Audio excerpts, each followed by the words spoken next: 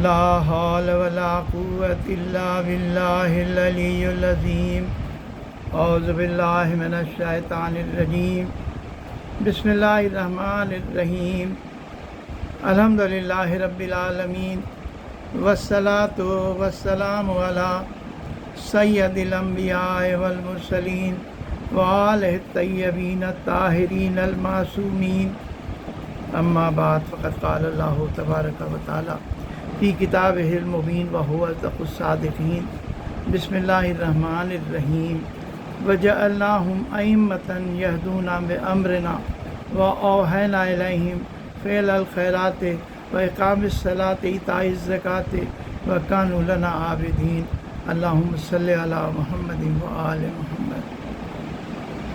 میں نے سورہ انبیاء کی آیت نمبر 73 کی تلاوت کا شرف حاصل کیا ہے۔ اللہ رب العزت فرماتا ہے وَجَعَلْنَاهُمْ أَئِمَّةً يَهْدُونَ بِأَمْرِنَا، میں نے کچھ لوگوں کو امام بنایا جو میرے امر کے ذریعہ لوگوں کی ہدایت کرتے ہیں، میرے فرمان میرے حکم کے ذریعہ لوگوں کی ہدایت کرتے ہیں۔ وَأَوْحَيْنَا إِلَيْهِمْ، اور میں نے ان لوگوں کی طرف وحی کی، فعل الخیرات، ہر اچھی باتوں کی، وَإِقَامِ الصَّلَاةِ ایتاء الزَّکَاةِ، کہ وہ نماز قائم کریں، زکوٰۃ ادا کریں، وَكَانُوا لَنَا عَابِدِينَ، اور یہ میرے عبادت گزار بندے ہیں۔ اسی کے مقابلے میں سورہ قصص کی آیت نمبر 41 قرآن کریم میں، اس میں اللہ تعالیٰ نے فرمایا، یہ دوسرے طرح کے اماموں کا تذکرہ کیا کہ وَجَعَلْنَاهُمْ أَئِمَّةً يَدْعُونَ إِلَى النَّارِ وَيَوْمَ الْقِيَامَةِ لَا يُنصَرُونَ۔ کچھ پیشوا ایسے بھی ہیں جو لوگوں کو جہنم کی طرف دعوت دیتے ہیں، اور قیامت کے دن ان لوگوں کی کوئی مدد نہیں کی جائے گی۔ اس دونوں آیے کریمہ کے ذیل میں اس کے پہلے بھی گفتگو ہو چکی ہے۔ امام جعفر صادق علیہ السلام کے حالات زندگانی کا ہم لوگ تذکرہ کر رہے تھے کہ ان کے زمانے میں سیاسی حالات کیا تھے، اور امام جعفر صادق علیہ السلام نے جو علمی مراکز قائم کیے، جس کی وجہ سے اسلام میں نئی روح پھونکی جا سکے۔ کہا جاتا ہے کہ اس زمانے کے حالات ایسے تھے کہ بنی امیہ کی حکومت کا زوال تھا، اور بنی عباس اقتدار میں آنے کی کوشش کرے تھے۔ یہ بنی عباس یہ بنی ہاشم ہی تھے، اور رسول اللہ کے چچا کی اولاد تھی۔ جناب عباس کے بیٹے عبداللہ ابن عباس حضرت علی علیہ السلام کے بہت ہی قریبی ساتھیوں میں، اصحاب میں گنے جاتے ہیں، اور بہت ساری روایتوں انہوں نے حضرت علی علیہ السلام سے کی بھی ہیں۔ لیکن ان کا جو بیٹا علی تھا، علی بن عبداللہ بن عباس، اس کو سیاسی طور پر یہ بہت ہی فعال تھا، اور یہ چاہتا تھا کہ ہم سیاسی طور پر حکومت حاصل کر سکیں۔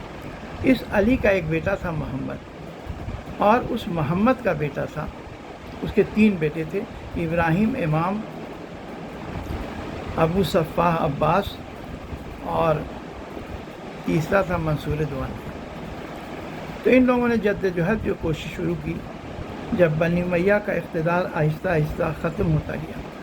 بنی امیہ کے اقتدار کے ختم ہونے میں جو مورخین نے لکھا ہے، انہوں نے یہ لکھا ہے کہ یہ بنیادی طور پر عرب اور عجم کی لڑائی تھی، اور عجمی طور جو عجمی ہیں وہ عرب کے لوگوں کے ساتھ ایک طرح کی پرخاش رکھتے تھے، وہ نفرت کرتے تھے ان سے، اور ان لوگوں نے آہستہ آہستہ کچھ عرب کے ساتھ مل کر کے بنی امیہ کا تختہ پلٹ دیا۔ حقیقت یہ نہیں ہے، حقیقت یہ ہے کہ عجمی لوگ تو بنی عباس کو حکومت دلانے میں ضرور فعال تھے، ان لوگوں نے کوششیں کی، لیکن جو بنی امیہ کی حکومت کا زوال ہوا، اس کے ذمہ دار خود بنی امیہ ہیں۔ بنی امیہ کے جتنے بھی خلیفہ ہوئے، اب ان کو حاکم کہا جائے اس لیے کہ خود مکتب خلفہ میں بھی یہ خلافت راشدہ اور خلافت ملوکیت کا ان کے یہاں بھی تصور آ گیا ہے.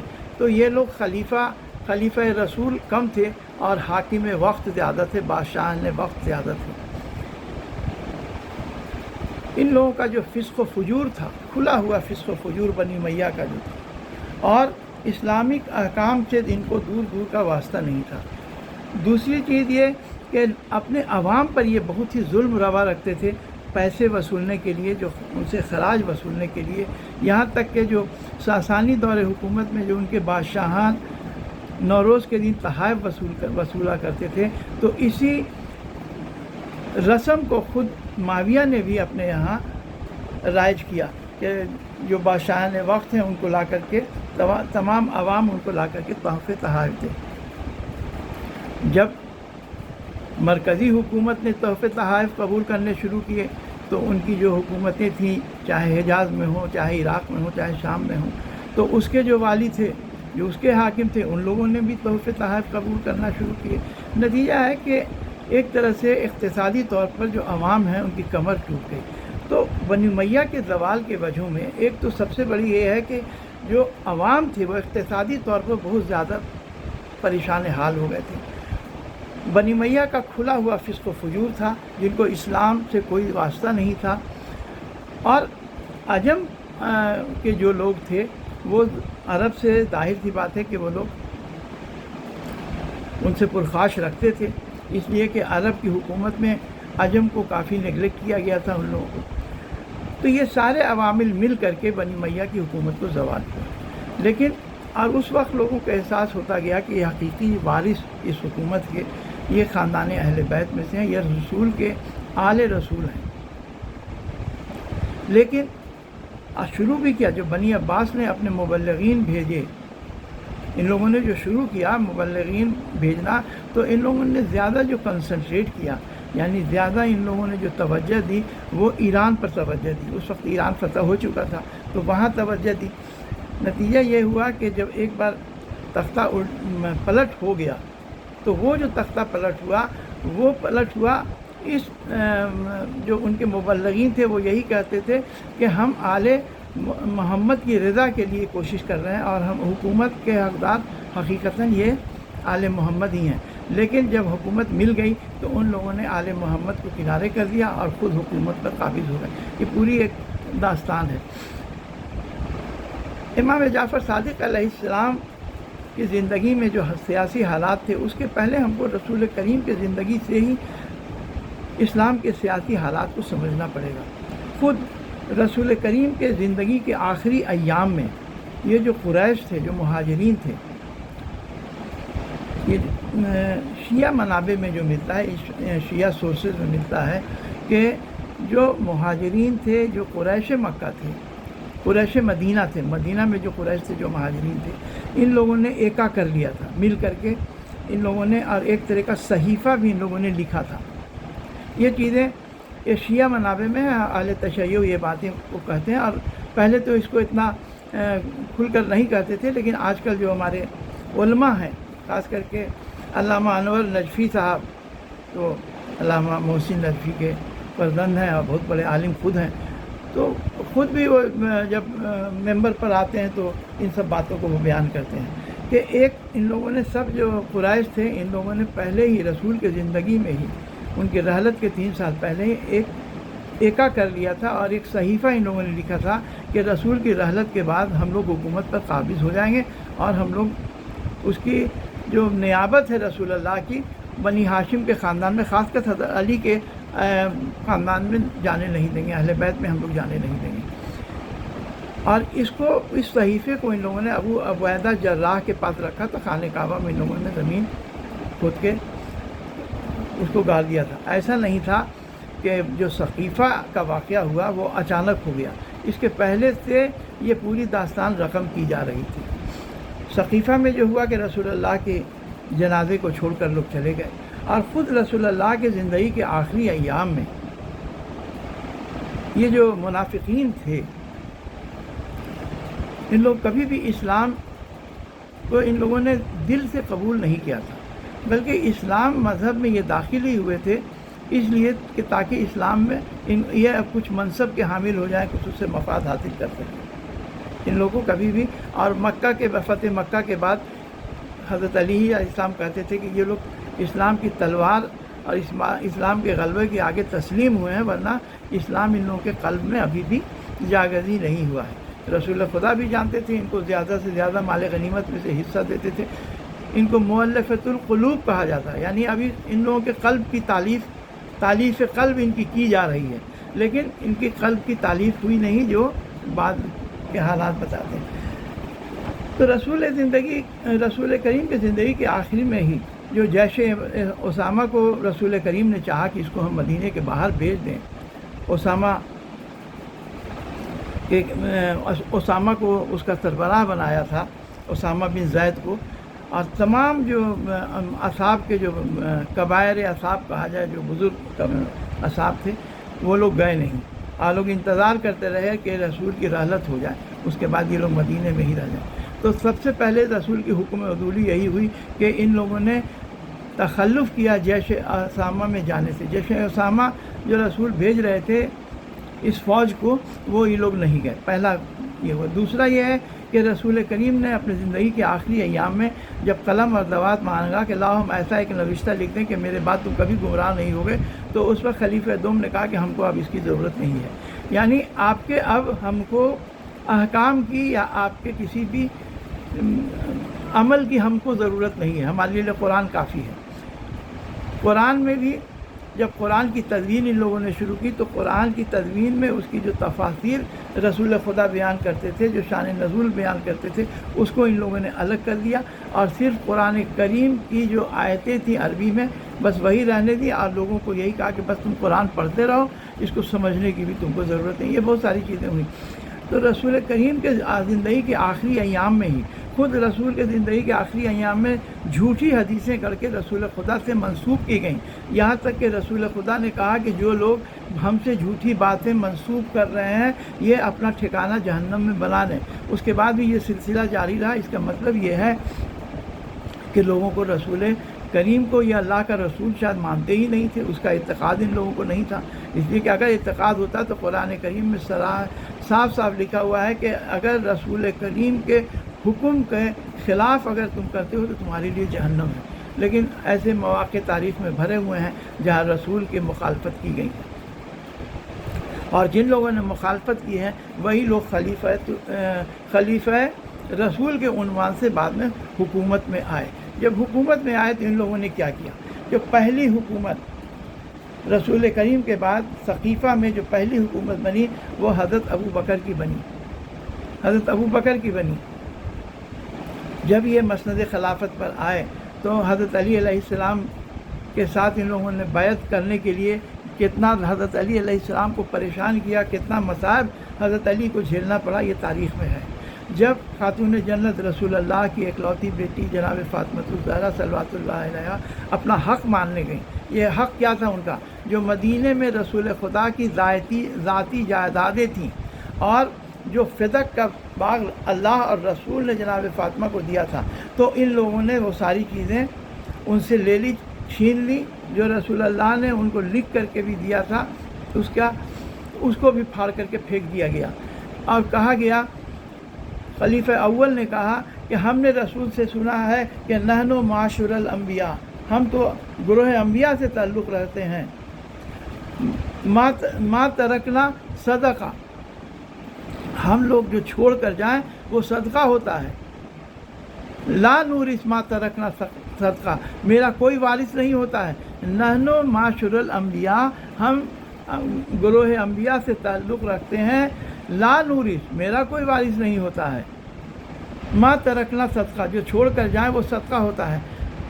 بی بی صلوات اللہ علیہا نے خود قرآن کریم کی کئی آیتیں پڑھیں کہ بسم اللہ الرحمن الرحیم ووارث سلیمان داؤدا، کہ جناب سلیمان کے وارث داؤد سلیمان، جناب سلیمان کے وارث ہوئے جناب داؤد علیہ السلام کے، وارث سلیمان داؤد، جناب سلیمان وارث ہوئے جناب داؤد کے۔ اس کے علاوہ بھی جناب زکریا کی جو وراثت کی آیتیں ہیں، جو انہوں نے دعا کی کہ اللہ ہم کو پالنے والے میں ہم کو ایک ایسا لڑکا عطا کرا جو کہ میرا وارث ہو.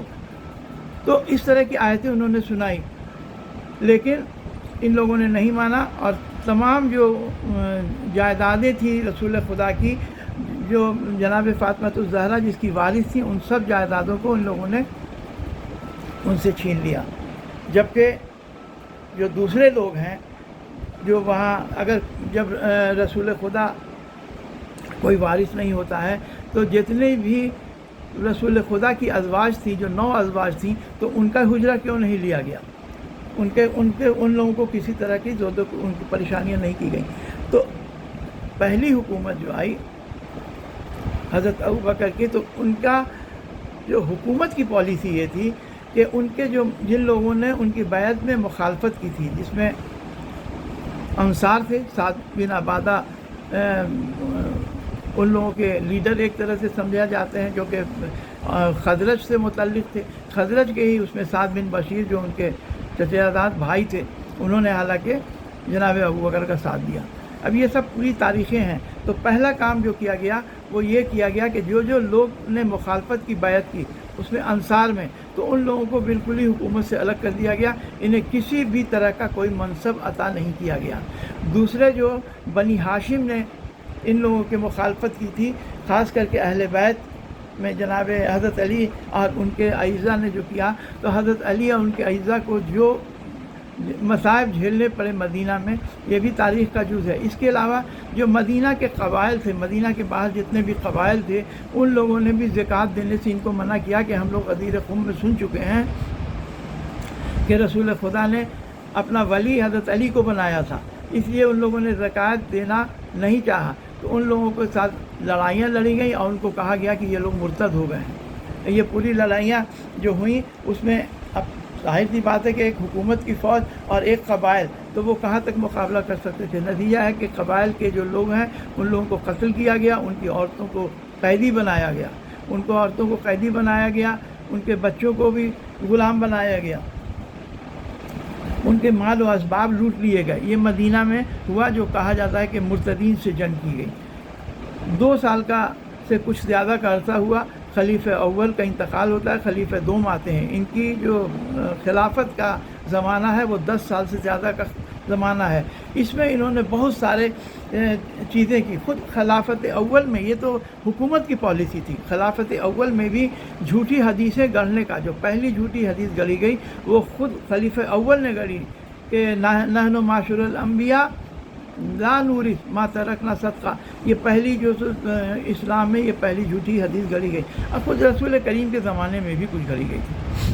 اس کے بعد انہوں نے کیا کیا کہ جتنی بھی رسول کریم کی حدیثیں تھیں، 500 حدیث یہ جمع کر کے رکھے ہوئے تھے. اپنی بیٹی جناب ام المؤمنین عائشہ سے منگوایا اور انہوں نے اس میں آگ لگا دی. یعنی حدیث جلانے کی پالیسی اور جھوٹی حدیث بیان کرنے کی پالیسی، اور تیسرا جو انہوں نے کیا کہ جھوٹی حدیثیں گڑھنے کی پالیسی. یہ سب پالیسی پہلے ہی خلافت کے دور سے شروع ہو گئی. دوسری خلافت کے دور میں کیا کیا گیا کہ جو رسول خدا نے کہا تھا کہ کسی بھی عرب کو عجم پر کوئی فوقیت نہیں ہے. ہم نے قبیلے بنائے، اس لیے بنائے کہ قبیلے اور خاندان بنائے تاکہ لوگ ایک دوسرے کو پہچان سکیں، ورنہ اگر کسی کو کسی پر فوقیت ہے تو وہ تقویٰ کی وجہ سے ہے. کسی عرب کو کسی عجم پر یا کسی عجم کو کسی عرب پر کوئی فوقیت نہیں ہے. لیکن خلیفہ دوم نے پہلا کام یہ کیا کہ انہوں نے کہا کہ عرب کو عجم پر فوقیت ہے، اور عرب میں بھی جو قریش ہیں ان کو غیر عرب پر، جو غیر قریش ہیں ان پر فوقیت ہے. اسی حساب سے انہوں نے کہا کہ کوئی بھی عرب عجم سے شادی نہیں کر سکتا ہے. اگر مدینے کے باہر یا عرب کے باہر شادی کرتا ہے تو وراثت سے محروم ہو جائے گا. اسی طرح جو قریش ہیں وہ غیر عرب ہو، غیر قریش ہوں، ان سے شادی نہیں کی جا سکتی. جبکہ رسول خدا کی حدیث ہے کہ ہر مسلمان ایک دوسرے کا کفو ہے. اس میں کوئی عرب اور عجم کی کوئی تخصیص نہیں ہے. لیکن یہ سب پالیسی. اس کے بعد رسول خدا کی جو پالیسی تھی اقتصادیات کے متعلق، یہاں انہوں نے جو اقتصادیات کی پالیسی خلیفہ دوم کے، اس میں انہوں نے طبقاتی نظام بنایا. کسی کو 12,000 درہم، کسی کو 10,000 درہم، کسی کو 5,000 درہم، کسی کو 4,000 درہم. کس پر؟ تو انہوں نے کہا کہ نہیں، جو بدری صحابہ ہیں جو کہ احد میں کے صحابہ ہیں یا جو ام المومنین ہیں، اور ام المومنین میں بھی تخصیص کے حضرت ام المومنین عائشہ کو، اور ام المومنین کو 10,000 اور ام المومنین عائشہ کو 12,000۔ اس میں ایک اور خصوصیت تھی کہ جناب ابن عباس کو بھی 12,000 درہم دیا جاتا تھا سالانہ بیت المال سے۔ اس لیے دیا جاتا تھا کہ جو ابھی مکتب خلافت کی پالیسی تھی، جو خلفاء کی پالیسی تھی، کہ یہ چاہتے تھے کہ جناب ابن عباس اور ان کے خاندان کو معاشرے میں اہل بیت کی طرح متعارف کریں، یعنی جعلی اہل بیت متعارف کرنے کی پالیسی، تاکہ حضرت علی، جناب فاطمہ اور ان کی اولادیں تحت الشعاع میں آ جائیں، یہ لوگ لائم لائٹ سے ہٹ جائیں، لوگ ان کو بھول جائیں۔ اس کے لیے جناب ابن عباس کو اس طرح کی بہت ساری پالیسیاں ہو گئیں۔ خود حضرت عمر نے کہا کہ اللہ تعالیٰ تو رسول کو بھیجتا ہے، لیکن اللہ تعالیٰ میری موافقت کرتا ہے، ہم جیسے چاہتے ہیں جو بولتے ہیں، اللہ تعالیٰ اپنی آیتیں اسی کے مطابق نازل کرتا ہے۔ یہ ایک بہت بڑی جسارت ہے جو اللہ کے تعالیٰ پر انسان کہہ سکے کہ ہم جو کہیں وہ اللہ تعالیٰ اپنے قرآن میں نازل کرتا ہے۔ اس میں بھی حضرت عمر نے کہا کہ 3 ایسے مواقع بتایا، بعد کے لوگوں نے کبھی 4 کیا، 5 کیا، کرتے کرتے جو آخری دور آتے آتے 20 ایسے مواقع جو علماء ہیں وہ بیان کرتے ہیں کہ حضرت عمر نے جو کہا اللہ تعالیٰ نے وہی قرآن کریم میں آیتیں نازل کی۔ اس طرح کے بہت ساری احادیثیں خلفائے دوم میں ہی شروع ہو گئی تھیں۔ تیسرا دور حضرت عثمان کا آیا، انہوں نے کیا کیا کہ پہلے اور دوسرے دور کی جو پالیسی تھی اس کو تو روا رکھا، اس کے علاوہ جتنے بھی منصب کلیدی منصب تھے اس پر انہوں نے بنی امیہ کا تقرر کیا، یعنی ان کے اپنے جو اعزا و اقارب تھے انہی لوگوں کو وہ منصب عطا کیا۔ نتیجہ ہوا کہ آہستہ آہستہ جو مسلمانوں کا مال تھا، بیت المال کا، اس کا جو ان لوگوں نے ذاتی امور میں خرچ کرنا شروع کیا تو ان کے خلاف بغاوت ہو گئی، ان کے خلاف بغاوت ہو گئی اور عثمان قتل کر دیے گئے مدینے میں۔ ان کے قتل کرنے میں بہت بڑے بڑے لوگوں کا نام آتا ہے جو کہ تاریخ میں ہے۔ اور تعجب کی بات یہی ہے کہ جو لوگ ان کے قتل میں سب سے آگے تھے وہی لوگ پھر بعد میں قصاص عثمان کا دعویٰ لے کر کے اٹھتے ہیں، قصاص عثمان کا دعویٰ لے کر کے اٹھتے ہیں، اور قصاص کس سے طلب کرتے ہیں؟ حضرت علی سے طلب کرتے ہیں، جنہوں نے سب سے زیادہ حضرت عثمان کا ساتھ دیا تھا۔ یہ سب تاریخ کا جزو ہے۔ اور حدیث رسول کے ساتھ کیا سلوک کیا گیا کہ 2-3 مثالوں سے واضح ہو جائے گا کہ وہ احادیث جس سے یہ ظاہر ہوتا تھا کہ ان لوگوں نے جو منصب خلافت پہ یہ آئے ہیں یہ ان لوگوں کا حق نہیں ہے، یہ ایک غصب شدہ حکومت ہے، منصب ہے جن لوگوں نے غصب کیا ہوا ہے، اور اس کے حقدار حضرت علی ہیں۔ اس طرح کی حدیثوں پر پابندی لگا دی گئی تھی کہ کوئی آدمی بھی حدیثیں بیان نہیں کر سکتا تھا، چاہے مدینہ کے باہر۔ یہ خلیفہ دوم نے جس پہ ان کو شک تھا کہ یہ حدیث بیان کر سکتے ہیں، ان کو مدینے میں مقید کر کے رکھا تھا۔ ایسی بہت ساری مثالیں ہیں۔ ایک واقعہ جو بیان کیا جاتا ہے کہ حضرت عثمان کے وقت کا، کہ جناب ابن عباس چاہے زمزم کے پاس وہ بیان قال رسول اللہ کر کے کچھ احادیث بیان کر رہے تھے۔ چونکہ ابن عباس کو کچھ مراعات حکومت کی طرف سے ملی ہوئی تھی، اس لیے وہ قال رسول اللہ کر کے کچھ احادیث رسول بیان کر رہے تھے۔ اسی درمیان میں ایک شخص آتے جس کے منہ پر کپڑا لپیٹا ہوا تھا، اس نے قال رسول اللہ کر کے رسول اللہ کی حدیث بیان کرنا شروع کیا۔ یہ جو رسول بیان کر رہے تھے، بعد میں حضرت ابن عباس نے ان کو قسم دی کہ آپ کون ہیں بتائیے، تو انہوں نے کہا کہ میرا نام ابو ذر ہے۔ یہ جو حدیث بیان کر رہے تھے انہوں نے کیا کہ قرآن کی آیت پڑھی کہ بسم اللہ الرحمن الرحیم انما ولیکم اللہ ورسولہ۔ انما یہ کلمہ حصر ہے کہ بس تمہارا ولی اللہ ہے اور اس کا رسول ہے۔ الذین یقیمون الصلاۃ، معاف کیجیے گا، بسم اللہ الرحمن الرحیم انما ولیکم اللہ ورسولہ والذین آمنوا، اور وہ مومنین ہیں الذین آمنوا یقیمون الصلاۃ ویؤتون الزکاۃ وہم راکعون، جو کہ نماز قائم کرتے ہیں اور حالت رکوع میں وہ زکوٰۃ دیتے ہیں۔ یہ آئے ولایت کہی جاتی ہے سوائے حضرت علی علیہ السلام کے، اور یہ واقعہ کسی کے ساتھ منسوب نہیں ہے۔ یہ تمام اہل سنت اور اہل تشیع کے منابع میں ان کے جتنی بھی کتابیں ہیں اس میں یہ واقعہ موجود ہے، یہ آئے ولایت کے نام سے۔ تو اس وقت انہوں نے اس کا پورا شان نزول بتایا کہ جناب ابو ذر نے کہ ہم اس وقت مسجد نبوی میں وہاں پر موجود تھے کہ ایک سائل آیا اور اس نے جب وہاں سوال کیا مسجد میں تو کسی نے جواب نہیں دیا۔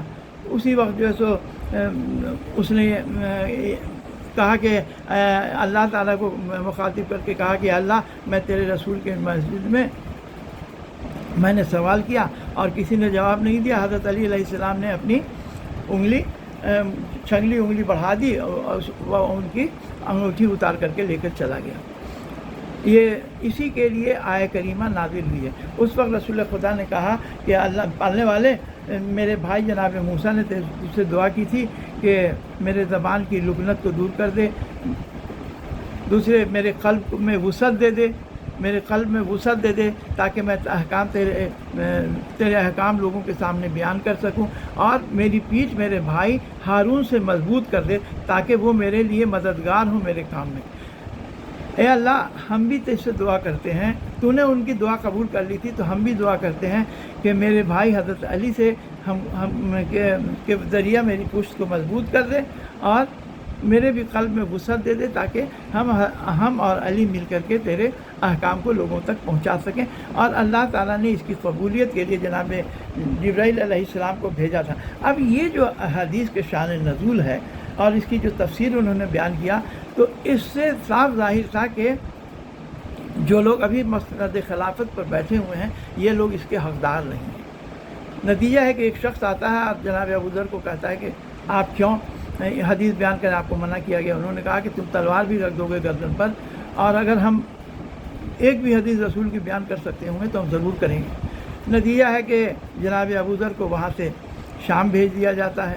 شام میں وہ معاویہ کی جو فضول خرچی تھی، جو بیت المال کا میں وہ تصرف کر رہا تھا، اپنے لیے محل بنا رہا تھا، انہوں نے اس پر تنقید کی اور انہوں نے اس کے سارے جو برے اعمال تھے اس سب کو انہوں نے تنقید کرنا شروع کیا۔ نتیجہ ہے کہ وہاں سے بھی ان کو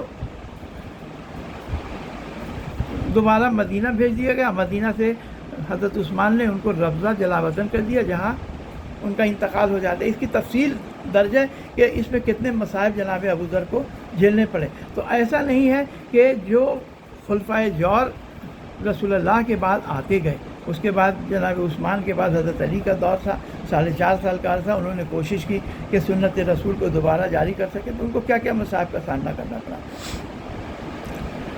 جناب ابو ذر کو اس طرح سے ان کو اذیت دے کر کے وہ انتقال کر جاتے ہیں۔ اس کے بعد معاویہ کا بھی جو دور آتا ہے اس میں بھی لوگوں نے قیام کیا ہے معاویہ کے خلاف۔ لوگوں نے یہ جب معاویہ نے حضرت علی پر اپنے پورے قلم رو میں جتنے بھی ممبر تھے اس پر بیٹھ کر کے وہ سب و شتم کرتا تھا اور خود اپنے احکام سے حضرت علی کو برا بھلا کہا کرتا تھا، تو اس میں کوفہ کے ممبر تھے، کوفہ کے لوگ تھے، ان لوگوں نے اس پر اعتراض کیا۔ جیسے جناب حجر بن عدی کا واقعہ ہے۔ جناب حجر بن عدی اور ان کے کچھ ساتھی لوگوں نے، پہلے تو مغیرہ بن شعبہ کوفہ کا حاکم تھا، اس کے خلاف ان لوگوں نے کیا، بعد میں یہ زیاد بن ابیہ تھا، اس کے خلاف کیا۔ کبھی وہ زیاد بن ابیہ اپنا قائم مقام عمرو بن حریث کو بنا کر جاتا تھا۔ تو ہر موقع پر جب سب و شتم ہوتا تھا کوفے کے مسجد کے منبر سے تو یہ لوگ اعتراض کرتے تھے۔ زیاد بن ابیہ نے یہ معاویہ کو لکھا، اس نے کہا کہ ان لوگوں کو قید کر کے شام بھیج دو۔ نتیجہ ہے کہ 14 آدمی جناب حجر بن عدی کے ساتھ قید کیے گئے زیاد کے ذریعہ، زیاد بن ابیہ یا زیاد بن سمیہ کے ذریعہ۔ اس کی بھی تاریخ ہے، زیاد بن سمیہ، چونکہ اس کے باپ کا ہی پتہ نہیں تھا اور معاویہ نے اس کو اپنا بھائی بنا لیا تھا کہ نہیں تم میرے باپ کی اولاد ہے۔ یہ بڑی سب یہ قبیح باتیں ہیں جو کہ اسلام میں ہیں۔ نتیجہ ہے کہ 14 آدمی جو قید کیے گئے تو ان لوگوں کو شام کے بھیجا گیا، مرج عذرا مقام پر، شام سے کچھ پہلے ایک جگہ ہے جس کا نام ہے مرج عذرا۔ جب وہاں پر پہنچتے ہیں تو وہاں پر معاویہ کا حکم آتا ہے کہ ان لوگوں میں جو لوگ سب و شتم کرنے کے لیے راضی ہو جاتے ہیں ان کو چھوڑ دو، باقی لوگوں کو قتل کر دو۔ 6 آدمی نے تقیہ کیا اور وہ لوگ چھوٹ گئے۔ 6 آدمیوں نے منع کر دیا کہ نہیں، جو حق ہے وہی ہم بولیں گے۔ نتیجہ ہے کہ وہ 6 آدمیوں کا، جس میں حجر بن عدی اور ان کے کچھ ساتھی ہیں، ان کو قتل کر دیا گیا۔ حجر بن عدی نے مہلت مانگی کہ 2 رکعت نماز پڑھ لیں، اور جلدی جلدی انہوں نے نمازیں ادا کی تاکہ یہ لوگ یہ نہ کہیں کہ میں اپنی نماز کو طول دے رہا ہوں چونکہ میں موت سے ڈرتا ہوں، موت سے نہیں ڈرتا ہوں۔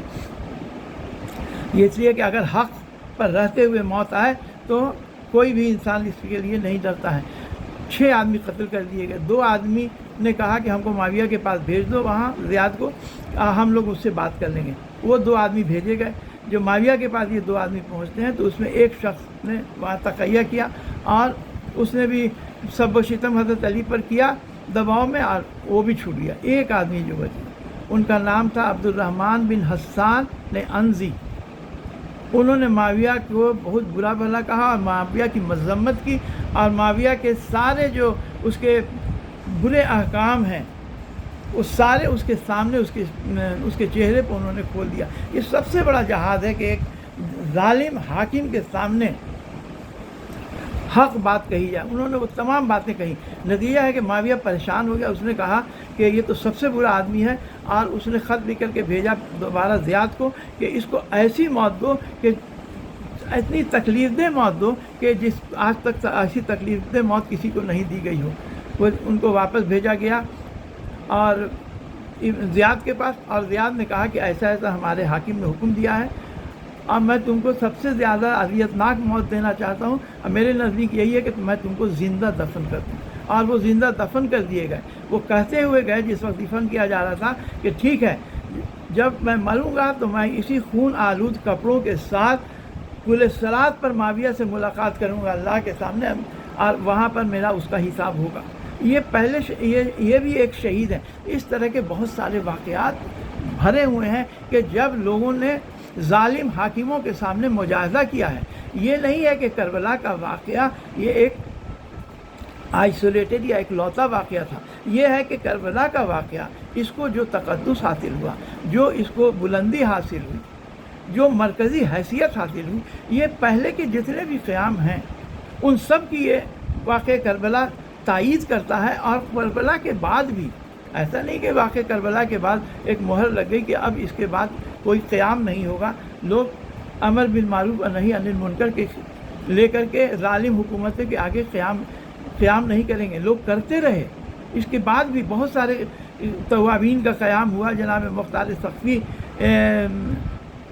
مختار ثقفی کا قیام ہوا، 121 ہجری میں جناب زید ابن علی کا قیام ہوا، 126 میں یحییٰ ابن زید کا قیام ہوا، خود 145 ہجری میں جناب محمد ابن عبداللہ جو کہ نفس زکیہ کہے جاتے تھے ان کا قیام ہوا، ان کے بھائی ابراہیم کا قیام ہوا۔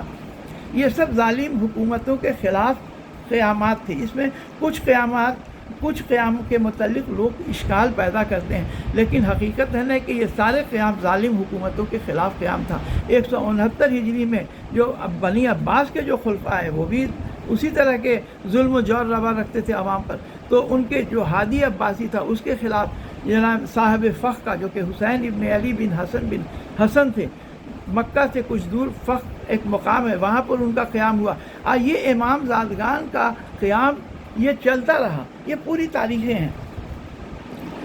یہ سب تاریخ یہ بات بتاتی ہے کہ جناب امام جعفر صادق علیہ السلام اور ان کے بعد، اس لیے کہ صاحب فخ کا جو قیام ہوا امام موسیٰ کاظم علیہ السلام کے دور میں ہوا، تو یہ جو ہمارے امام تھے امام جعفر صادق علیہ السلام اور امام موسیٰ کاظم علیہ السلام، ان لوگوں نے کوشش یہی کی تھی کہ اپنے کو یہ سیاسی جو لوگوں کا جو سیاسی لڑائیاں ہیں یا سیاسی حالات ہیں ان سے خود کو الگ رکھیں، تاکہ ہمیں موقع ملے کہ ہم اسلام کو جو یہ لوگ مٹانے کے لیے ان لوگوں نے کوشش کی رکھی ہے، تمام اسلام اصولوں کو مٹا دیا تھا۔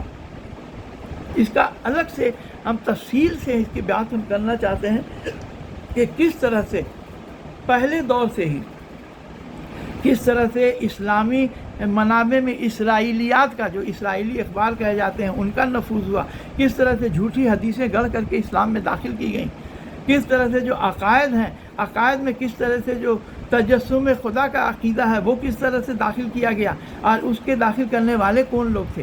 جب اہل بیت کو الگ کر دیا گیا اور وہب بن منبع اور تمیم داری اور کعب بن احبار جیسے 9 نو مسلم یہودی اور عیسائی علماء کو جب اسلام میں اتنی جگہ دی گئی، اتنی فوقیت دی گئی، اس لیے فوقیت دی گئی کہ اہل بیت سے ان لوگوں کو نہ ان کو فقہ کے احکام ان کو جاننا تھا، نہ عقائد کا ان لوگوں کو جاننا تھا۔ اس کی وجہ سے جو ان کے مقابلے میں ان لوگوں نے یہودی اور عیسائی علماء کو ان لوگوں نے کھڑا کیا۔ نتیجہ ہوا کہ اسلام میں بہت طرح کے اسرائیلیات، اسرائیلی اخبار اور جھوٹی حدیثیں آ گئیں۔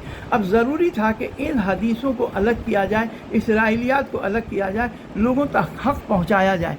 ابھی سیاسی معاملات میں پڑھنے سے زیادہ ضروری یہی تھا کہ ان معاملات کو لوگوں تک پہنچایا جائے کہ حقیقی طور پر جو قرآن کریم کی جو تفسیر ہے وہ کیا ہے، عقائد کے سلسلے میں جو حقیقی اللہ تعالیٰ کی صفات کیا ہے، اللہ تعالیٰ کی ذات کیا ہے، جو یہ صفات لوگوں نے بیان کر کے جو مجسمہ اور مشبہہ کا عقیدہ دے رکھا ہے اسلام میں، یہ کیا ہے اور کس طرح سے حدیثیں۔ تو اس لیے ضروری تھا کہ علمی مراکز قائم کیے جائیں، اور جب علمی مراکز قائم کیا گیا تو لوگ جو کہ چاہتے تھے کہ ہم حقیقت جان سکیں تو وہ لوگ آہستہ آہستہ امام جعفر صادق علیہ السلام سے درس لینے آتے گئے۔ اب کس طرح سے حدیثوں کو مکتب خلفہ میں حدیثیں گڑھ کر کے آئیں، اور کس طرح سے جو ہمارے ائمہ ہیں حضرت علی علیہ السلام سے بات تک کے کس طرح سے ان لوگوں نے دفاع کیا اور حقیقی اسلام کو اسلام کے منابع میں داخل کیا، یہ ایک الگ سے موضوع ہے، اور یہ خود پہ ایک طویل موضوع ہے۔ ابھی تک جو ہم لوگ بیان کر رہے تھے یہ ایک صرف اس کی ایک سیاسی طور پر اس کا ایک خاکہ ہم لوگوں نے آپ کے سامنے پیش کیا ہے۔ نتیجہ کیا ہے؟ نتیجہ یہ ہے کہ کربلا میں امام حسین علیہ السلام کو مظلوم شہید کیا گیا، اور ایسا شہید کیا گیا کہ امام حسین علیہ السلام کا لقب ہی ہو گیا کہ قتیل الابرار، کہ ایسا امام جسے رولا رولا کر قتل کیا گیا۔ قتیل الابرار تو معنی ہے کہ رولا رولا کر قتل کیا ہے۔ باقی ائمہ نے بھی مصائب جھیلے ہیں، ابھی ہم لوگ امام جعفر صادق علیہ السلام پر بھی آئیں گے کہ انہوں نے، یا امام موسیٰ کاظم علیہ السلام نے، یا ہر ائمہ نے میرے کہ کتنے مصائب جھیلے ہیں اور کس طرح ان لوگوں کو شہید کیا گیا ہے۔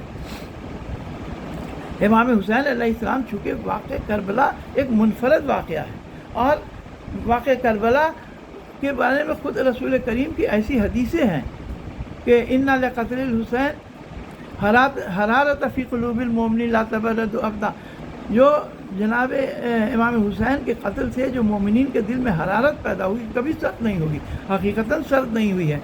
مومنین کی تو بات ہے، انسانوں کی تو بات چھوڑیے، جو لوگ انسانیت ہے وہ سارے ہی لوگوں نے گریہ کیا ہے، یہاں تک کہ جو ہمارے امام جعفر صادق علیہ السلام، امام رضا علیہ السلام کی احادیثیں ہیں کہ تمام عالم امکان نے امام حسین علیہ السلام پر گریہ کیا ہے، چاہے وہ طیور ہوں، آسمان سے خون کی بارش ہوئی ہے،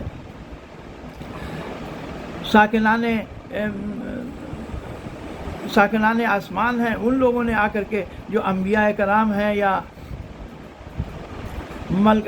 ملائکہ مقربین ہیں، رسول خدا کو آ کر تعزیت پیش کی ہے، حضرت علی علیہ السلام کے سامنے تعزیت پیش کی ہے، یہاں تک کہ اس واقعے کی وجہ سے 4000 ملائکہ زمین پر آیا امام حسین علیہ السلام سے اپنے نصرت کے لیے، ان لوگوں نے کہا کہ ہم لوگ آپ کی نصرت کرنا چاہتے ہیں۔ جب امام نے ان کو اجازت نہیں دی تو واپس چلے گئے، لاسٹ اجازت دینے، وہاں سے لوٹ کر آئے تو واقع کربلا ہو چکا تھا۔ یہ آج تک کربلا میں یہ وہاں پر ساکن ہیں اور وہاں رہتے ہیں، اور امام حسین علیہ السلام کی یہ لوگ عزاداری کرتے ہیں۔ جناب ام سلمہ سے اور بہت سارے لوگوں سے روایت ہے کہ یہ جو جنوں کی عورتیں ہیں یہ امام حسین علیہ السلام پر گریہ کرتی ہیں، یہاں تک کہ جو وحشی جانور ہیں، طیور ہیں، یہ بھی امام حسین علیہ السلام پر گریہ کرتے ہیں۔ ایسا نہیں ہے کہ جو جانور ہیں، جو چرند ہیں، جو پرند ہیں، ان لوگوں کو کسی طرح کا احساس نہیں ہے۔ ہم روزمرہ کی زندگی دیکھتے ہیں کہ اگر کسی جانور کے ساتھ بھی ہم احسان کر دیتے ہیں، اس کی مصیبت میں اس کے مدد کر دیتے ہیں، تو وہ اپنے احسان کو طرح طرح سے آ کر کے ظاہر کرتا ہے۔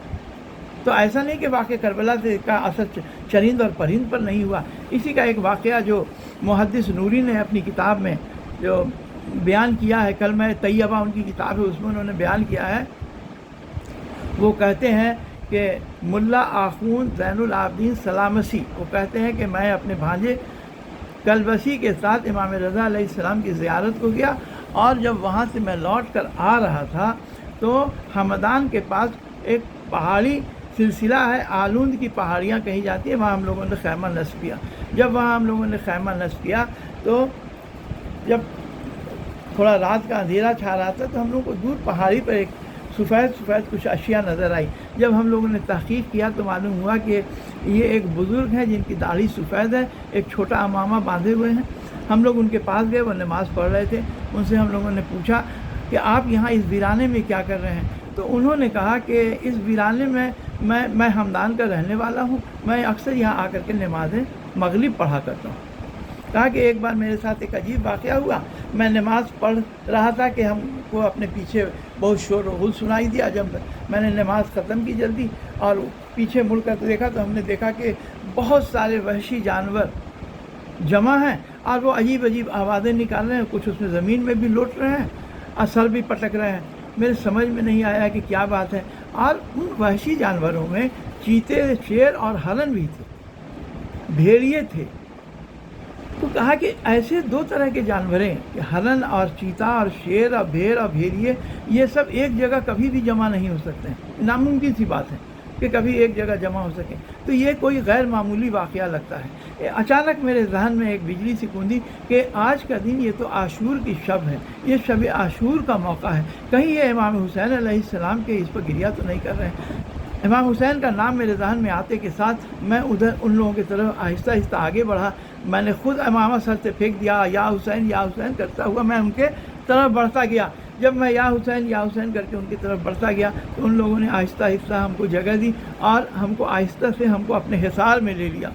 میں بیٹھ گیا، وہیں پر میں سر پیٹتا رہا، گریہ کرتا رہا۔ یہ جانور میرے چاروں طرف حلقہ باندھ کر کے یہ خود بھی سر پٹکتے رہے زمین پر اور عجیب آوازیں نکالتے رہے۔ کہا کہ یہ سلسلہ رات بھر چلا اور میں بھی بیٹھا رہا، یہاں تک کہ جب صبح ہوئی تو ایک کر کے سارے جانور چلے گئے۔ کہا کہ وہ دن ہے اور آج کا دن ہے، آج 18 سال سے ہر عاشور کو میں یہاں آتا ہوں اور ہر عاشور کو یہ جانور وہاں جمع ہوتا ہے۔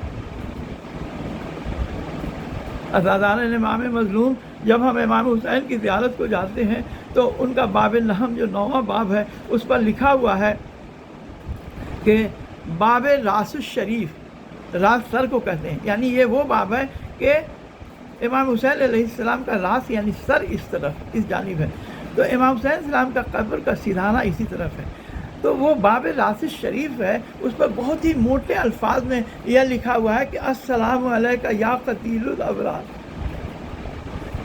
آپ پر سلام ہو اے مولا جسے رلا کر کے قتل کیا گیا۔